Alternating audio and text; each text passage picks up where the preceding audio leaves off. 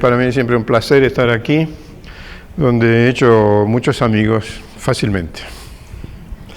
Quería contar hoy sobre los grandes desafíos que hay en las redes de comunicación óptica y decorrente de esos desafíos hay grandes oportunidades para la nanofotónica y para un tipo de materiales como grafeno y otros materiales llamados bidimensionales. Lo organicé mi charla hoy hablando de los desafíos, cuáles son, identificarlos bien, y entonces las oportunidades que hay en nanofotónica y en particular grafeno y otros materiales 2D. Y después, como ejemplo, les voy a dar cómo sería un modulador de luz hecho con grafeno. Y van a ver qué sensacional que es. Entonces, los desafíos. Si nosotros miramos todas las proyecciones que hay, ese de aquí desde de la Cisco, que es una referencia, siempre se la pasa inventando o adivinando qué es lo que va a pasar en una faja de 5 años, uno ve que la banda que se utiliza aumenta por un factor 3 cada 5 años, más o menos, ¿cierto? Entonces en 10 años, para ser más exacto, en 9 años, no, perdón, en 10 años sería 3 al cuadrado, un factor 9. Entonces va a ser del orden de algo entre 8 y 10 que va a aumentar la capacidad, no la capacidad, el consumo de exabytes en la red, ¿no? Y entonces la red tiene que estar preparada para esa demanda. Y ahí uno puede identificar varios problemas. Uno son los problemas tecnológicos. Por ejemplo, hoy utilizamos en las redes del orden de 100 canales, que son 100 láseres de diferentes longitudes de onda, todos en la misma fibra. Y entonces en 10 años tendríamos que poner 1000 láseres en la misma fibra. No sé si eso es posible. Uno de los problemas que hay con eso es la banda de los amplificadores. Entonces, no hay amplificadores ópticos en este momento que tengan una capacidad para esa expansión. Este es un problema inmobiliario también. Como vamos a ver, ¿dónde se va a colocar todos esos equipamientos nuevos? ¿No? Hoy en día ya se utilizan, como vamos a ver, edificios gigantescos para alojar los equipamientos de red, y entonces, bueno, multiplicar por 10 eso no es nada fácil. El consumo energético también es un problema muy serio. Hoy en día, según esta empresa aquí que hace monitoramiento del consumo energético de las redes, dice que dependiendo del país, está siempre entre 4 y 8% de toda la energía disponible en ese país. Todo eso para telecomunicaciones y informática, que es llamado ICT, Information and Communication Technologies. Y el costo, es decir, no va para multiplicar por 10 el costo de los servicios de telecomunicaciones, porque hoy en día el sector de telecomunicación, incluyendo servicios, equipamientos y personal que mantiene las redes, es más o menos 7% del Producto Interno Bruto del mundo. ¿Cierto? No da para multiplicar por 10 ese número. Entonces nos tenemos que aumentar la capacidad por un factor 10, pero al mismo costo de hoy en día, ¿no? Y sin consumir más energía y sin ocupar más espacio. Entonces, esos son los que imponen los grandes desafíos, principalmente en ciencia, que es lo que tenemos que inventar para viabilizar ese futuro.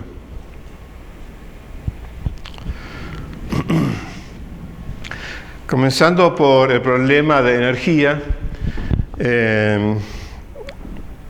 Aquí tenemos algunos datos, por ejemplo, en Estados Unidos, ya en 2008 se consumía 9% de la energía, y esos son 350 terakilowatt-hora por año. Y Estados Unidos, que es uno de los países más baratos del mundo en energía, es 8 centavos de dólar por kilowatt-hora. Entonces multiplican una cosa por otra y se dan cuenta del costo que es mantener los servicios de telecomunicaciones. La Nippon Telephone y Telegraph en Japón, esa de aquí, NTT, consumía 1% de toda la energía del Japón. Y la British Telecom, 0,7% de la energía en el Reino Unido. No es la única empresa, son un montón de empresas, entonces por eso es que en esos países es del orden de 10%, 8% para ser más preciso. El villano de la historia aquí, el villano, es ese efecto llamado el skin depth, ¿no? El efecto pelicular. Ustedes son ingenieros eléctricos, entonces saben que en alta frecuencia la corriente no circula por todo el volumen de un conductor, que esto puede ser un cable de cobre, por ejemplo, más solamente por una camada muy fina, cuya espesura depende de la frecuencia y de la resistividad. Entonces, la resistencia en relación a la resistencia que tendría a frecuencia cero va aumentando con la raíz cuadrada de la frecuencia. Entonces, en el caso del cobre y un diámetro de 1 milímetro, que puede ser un cable del orden del tamaño de un cable de par transado, sigue esa formulita. 3 aumenta casi un factor 4 por cada vez que la frecuencia aumenta ahí por un factor 2 o 3. Entonces, si aumentamos por un factor 100, para hacer la cuenta más fácil, la tasa de bits, entonces con la raíz cuadrada de 100 va a dar 10 veces más potencia perdida en los cables, ¿cierto? Entonces, ahí nosotros meditamos y decimos, bueno, pero las fibras ópticas, la pérdida no es dependiente de la tasa de bits, y además de ser mucho menor que la del cobre, ¿cierto? Y por tanto, cuanto más opticalizamos la red, ¿no? Menos energía vamos a consumir, ¿cierto? Entonces eso es una visión que todo el mundo está de acuerdo, que hay que tratar de comunicarse o por el aire o por fibra óptica, y no más por cables.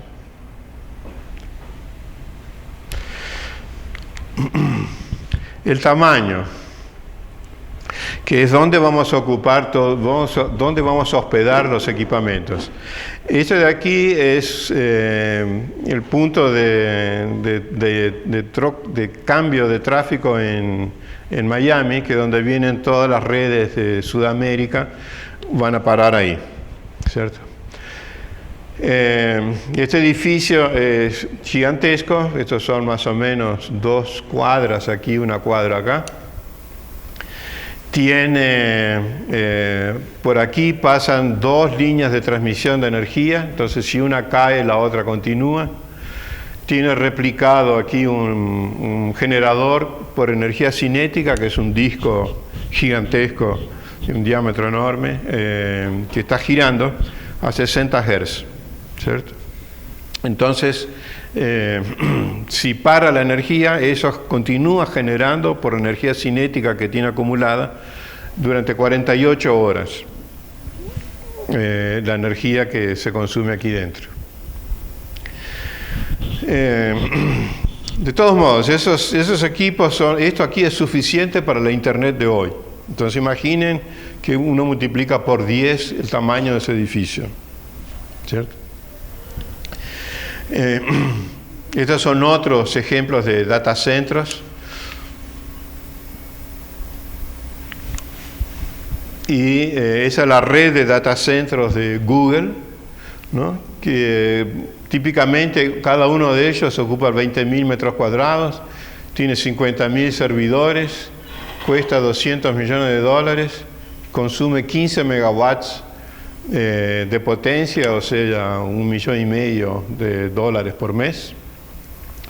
Y la seguridad tiene que tener redundancia en suministro de energía, baterías, energía cinética, en fin.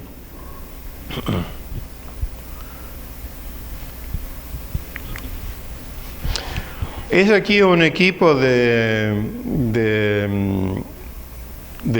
sistemas, disculpen que no anoté acá.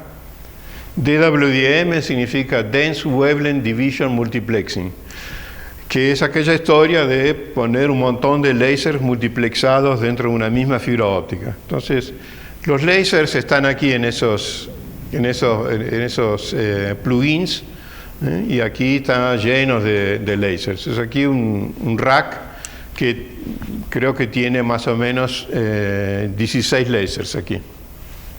Tiene amplificadores ópticos, tiene, en fin, receptores, transmisores. Bueno, y eso ocupa más o menos 1 metro cuadrado en el piso, ¿cierto? Y cuesta del orden de $2.000 por cada láser. Entonces, si uno lo multiplica por 10, entonces ya ese equipo, todo ese equipo que antes ocupaba 1 metro cuadrado era solamente para 16 lasers. Ahora, si colocamos 1.000 lasers, nos vamos a precisar un departamento de 100 metros cuadrados solo para los equipos WDM, no son los equipos roteadores y tal, ¿sí? Y además eso va a consumir 50 kilowatts de potencia, solo esos equipos, y el costo va a ser $2 millones solamente para los equipos ópticos en cada nodo de la red. Entonces, si en algún momento paramos para pensar qué es lo que pasó, vamos a decir que, bueno, en 30 años solo teníamos una red de teléfonos, el usuario era completamente pasivo. Hoy en día tenemos un Internet que tiene variedades de uso y servicios, voz, data, vídeo, radio, etc. Tiene una cantidad de datos generados por los propios usuarios, que ya no son más pasivos, ahora son muy activos, con mucho vídeo. Tenemos decenas de megabits por usuario en media y unos 4 billones de internautas por una población de 7 billones. El costo ha sido reducido por millones en relación a lo que era 30 años atrás. En los próximos 30 años nos vamos a tener infinidad de contenidos, aplicaciones, todo lo que es vídeo va a ser súper alta resolución, 3D, etcétera, decenas de gigabits por usuario, ¿no? O sea, 5G ya, nos vamos a poner 10 gigabits por segundo por usuario, 10 billones de humanos usando la red, y nosotros vamos a ser minoría, porque vamos a tener esa Internet de las cosas, lleno de sensores por todos lados, carros, los coches, y todos esos hacen parte de la red. Y bueno, eso en 30 años va a requerir un aumento de capacidad de un factor 1000 tal vez. Y entonces nos preguntamos qué avances científicos permitirán ese futuro.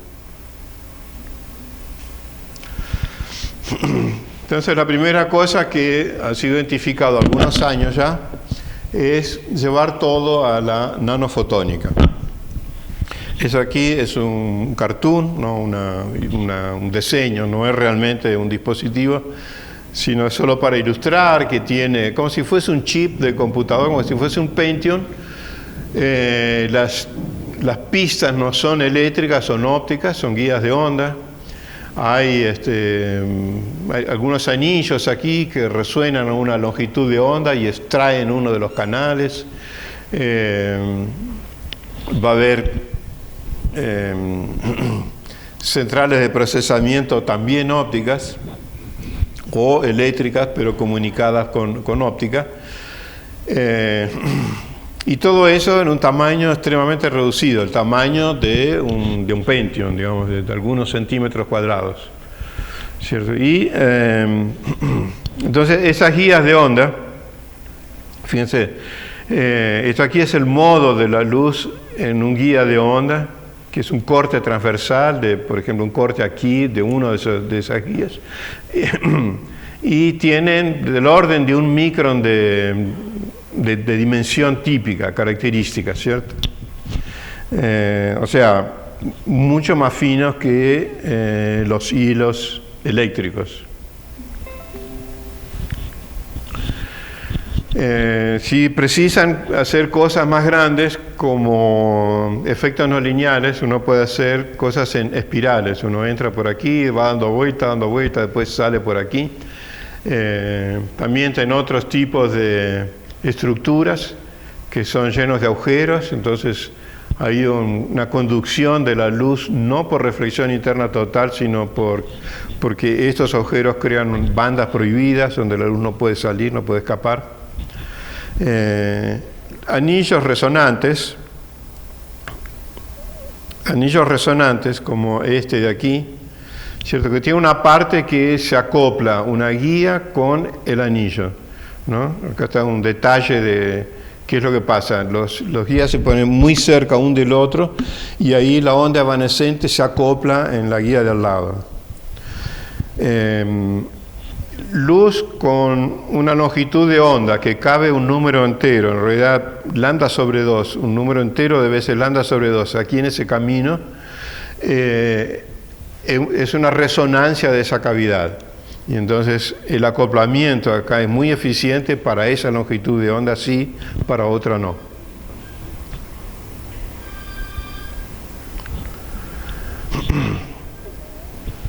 Bueno, aquí hay varios resonadores acoplados, en fin. Me quería explicar qué es lo que pasa con ese anillo aquí y una guía de onda que está pasando por ahí. Entonces, si vienen aquí 10 canales láser por aquí, uno de ellos entra aquí y lo podemos sacar por otra guía. Al final les voy a dar un ejemplo.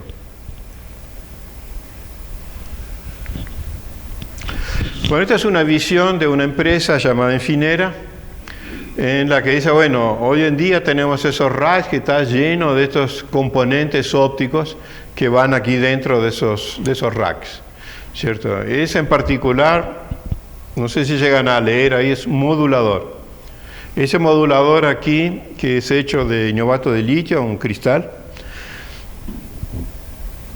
tiene un tamaño del orden de 7 o 10 centímetros en esta dimensión, 1 centímetro aquí y medio centímetro de espesura.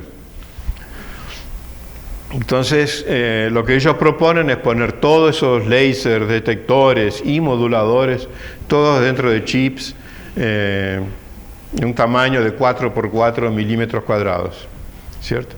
Entonces, los transmisores y los receptores, ¿cierto? Esa empresa se basa en esta tecnología, indium phosphide, o fosfuro de indio.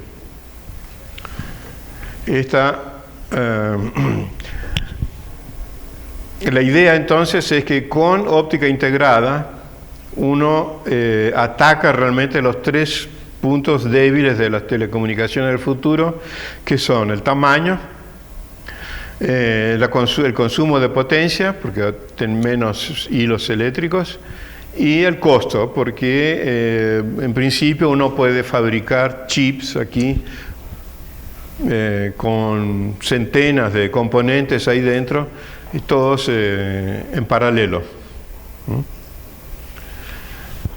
Ya esta otra empresa, Intel, ella apuesta en otro material, en vez de ser fosfuro de indio, ellos van más para silicio, son guías de silicio, moduladores a base de silicio, etc.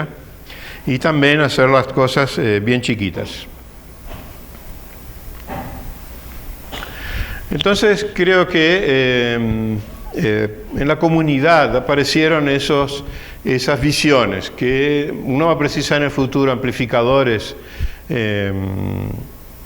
con más ancho de banda, y ahí probablemente van a ser amplificadores paramétricos, que no tengo tiempo de explicarles aquí, o nuevos materiales en vez de Erbium, otros materiales. Bueno, que la óptica va a ser toda de óptica integrada, entonces centenas de láser, moduladores, detectores, todo en un único chip. Probablemente va a haber que tener tecnologías híbridas, silicio, fósforo de indio, arsenuro de galio.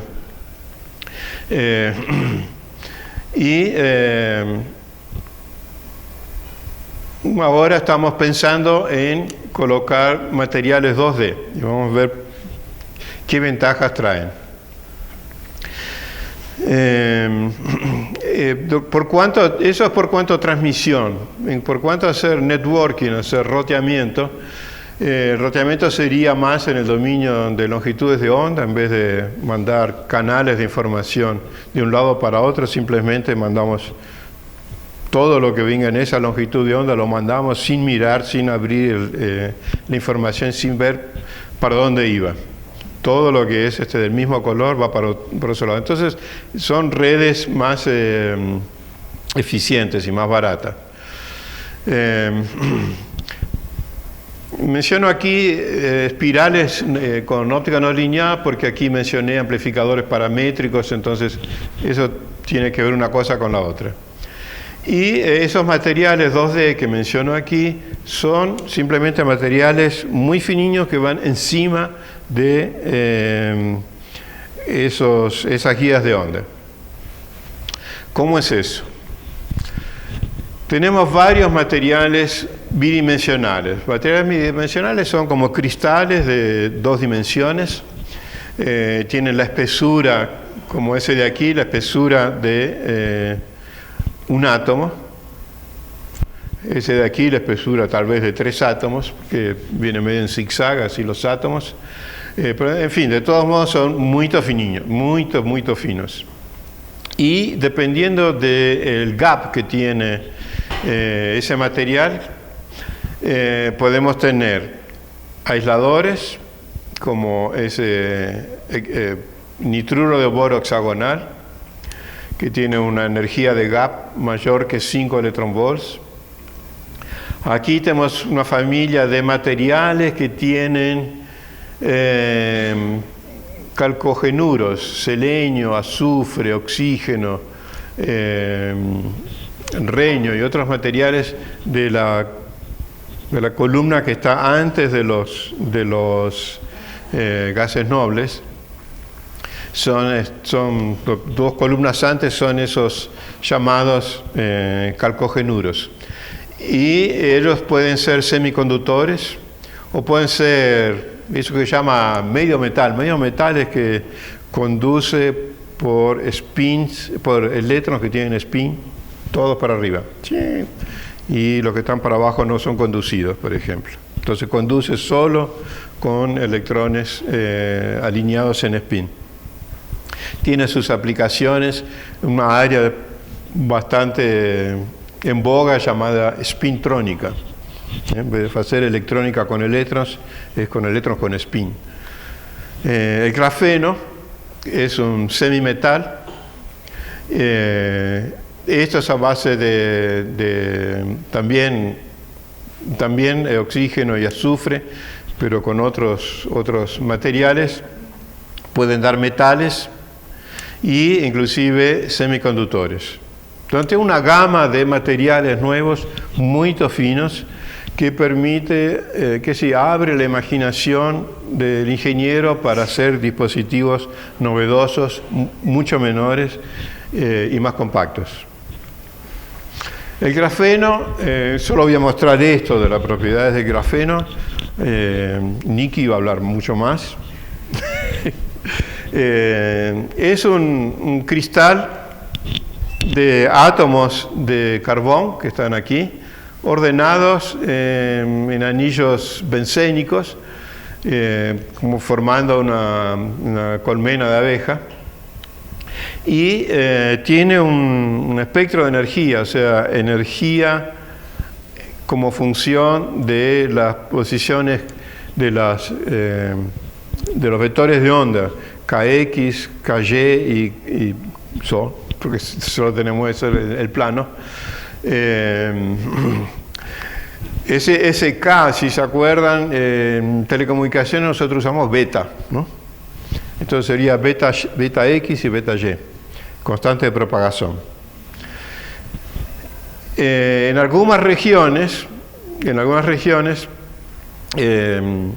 esa energía como función del K, que en cuántica es proporcional al momento de los electrones, sigue una relación lineal, ¿está viendo? Y no tiene gap.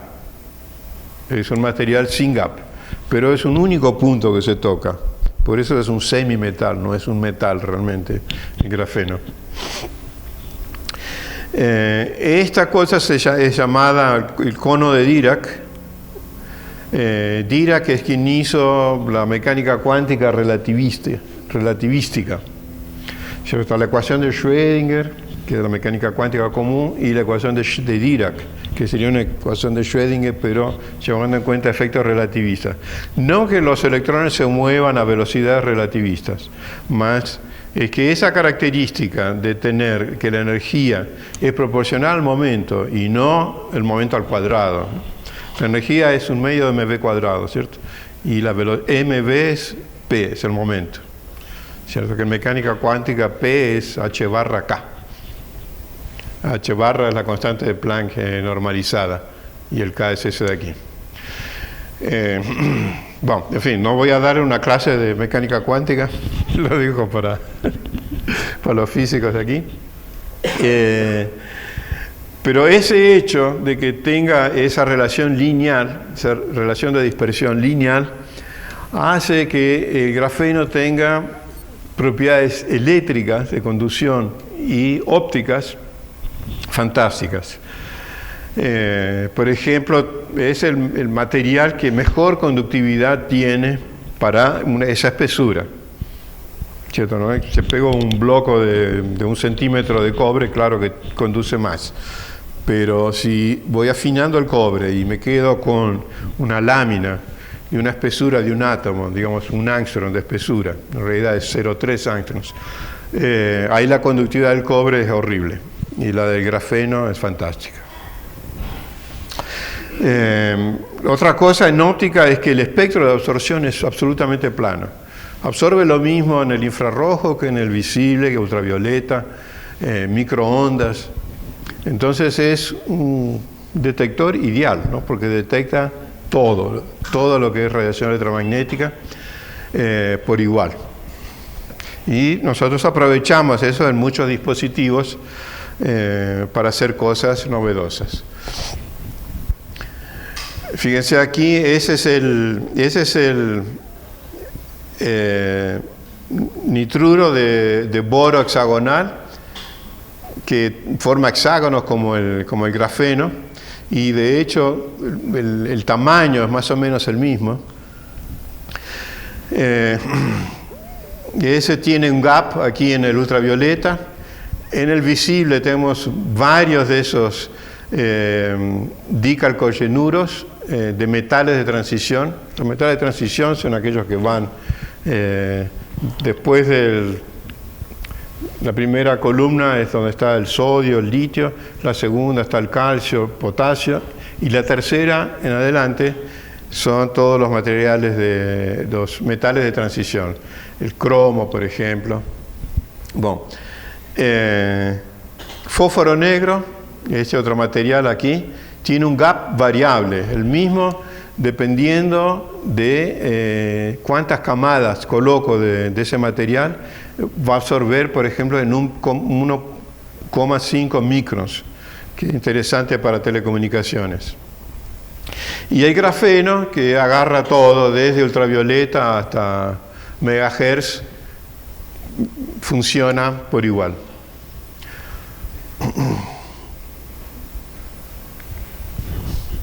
También, además de tener esos materiales, nosotros podemos combinar un material con otro. Entonces, por ejemplo, podemos colocar encima de un material, podemos colocar aquí estructuras bien chiquititas, llamadas de dimensión cero, son puntos cuánticos, son llamados. También podemos poner hilos cuánticos, o sea, por ejemplo, nanotubos de carbono encima de grafeno, por ejemplo. Podemos también colocar grafeno encima de un material 3D, sobre vidrio, por ejemplo, o podemos poner camada a camada y hacer un material con las propiedades que nosotros querramos. Entonces, las posibilidades abiertas son muy grandes y fascinantes. Les voy a hablar en particular de este dispositivo que es un modulador de grafeno. Entonces, ¿cómo funciona? Eso aquí es una guía de onda, ¿cierto? Que en este caso es de silicio y está rodeado por sílica, que es el material de la fibra óptica, un vidrio. Hay electrodos que están en contacto con las láminas de grafeno. Hay dos láminas de grafeno, una aquí, así, en contacto con este electrodo, y otra en contacto con este otro electrodo que está por aquí. Entre las dos láminas de grafeno hay un dieléctrico, que en este ejemplo es óxido de aluminio, que está aquí. Y el grafeno interactúa con el campo evanescente de la onda que está viajando en esa guía de onda. Entonces, en un esquema un poquito más simplificado, ven una lámina de grafeno, otra lámina de grafeno, todo rodeado por sílica, en este caso, 5 nanómetros, por ejemplo, de espesura típica. Las dos camadas de grafeno actúan como un capacitor, ¿cierto? Entonces, ¿qué pasa? Cuando aplico voltaje entre los electrodos, tengo carga. Cuando tengo carga, voy llenando aquel cono de Dirac, lo voy llenando de electrones, ¿cierto? Que está aquí. Entonces, esos son los conos de Dirac. A medida que voy acumulando carga, un fotón aquí era absorbido porque había estados finales vacíos. Pero cuando lo lleno de carga, el estado final está ocupado y queda bloqueada la transición. O sea, el material se queda transparente.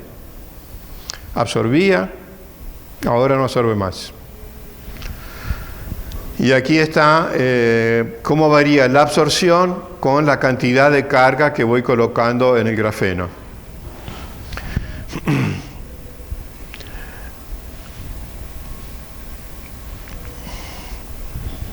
La guía de onda puede ser, como vimos, silicio, pero puede ser también nitruro de silicio. Esta es una de las cosas que estamos trabajando en el MACRAF en Brasil,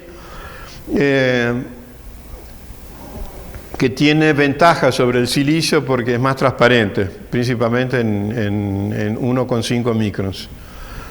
Y permite hacer un capacitor extremadamente pequeño, 100 nanómetros aquí. O sea que el total de aquí hasta acá, eso cabe en 1 micron.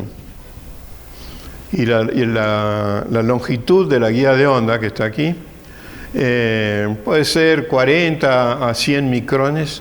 Entonces da un espacio, el espacio que ocupa ese modulador es ínfimo.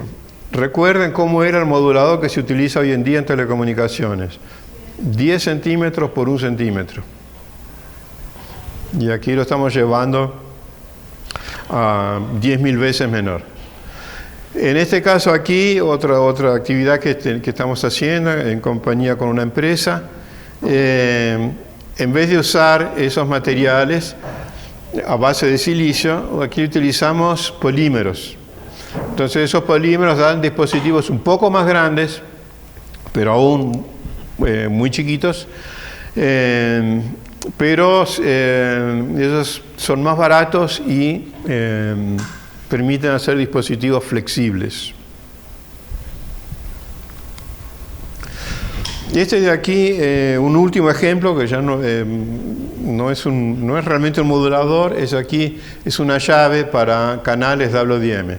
Entonces entran por aquí todos los lasers y uno de ellos entra en resonancia con este anillo y es extraído, ¿cierto?